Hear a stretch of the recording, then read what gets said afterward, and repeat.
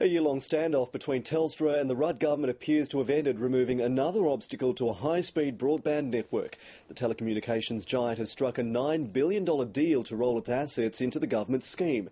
It comes at a critical time for the Prime Minister, who's bogged down in his tax dispute with miners and bracing himself for another belting in the polls this week. From Canberra, political correspondent Greg Jennett.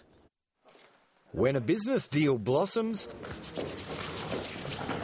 the Prime Minister can't hide his glee. This has been a very difficult, tough, hard negotiation. For a year, the government's been negotiating with Telstra on whether to fight or fold into the national broadband network. A deal was clinched overnight and executives rushed to Canberra to witness it. Demonstrates absolutely that the war is over. For $9 billion, Telstra will open access to its cable tunnels and close down its copper wires to operate instead on the government's national fibre network. That outcome will be in the best interest of Telstra shareholders. Details will take months to finalise and should mean taxpayers pay less than $43 billion to build the network. But all of it depends on who wins the election. This is government gone mad. This is government trying to renationalise our telecommunications service. One industry negotiation settles, another takes a turn for the worse. A small number of companies are using strong-arm tactics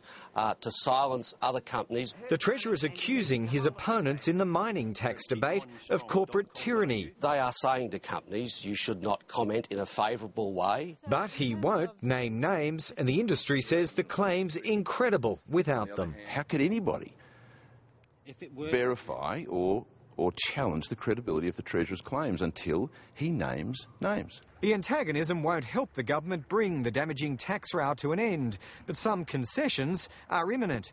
And even if they work, there's still plenty left for caucus to worry about in what could be Parliament's final sitting week. Labor's drubbing at a state by-election in Sydney's West has given Tony Abbott some heart. I think it shows that people are ready to vote against bad governments. A news poll on the way will test Kevin Rudd's ticker. The government will continue to be belted around the opinion polls at present.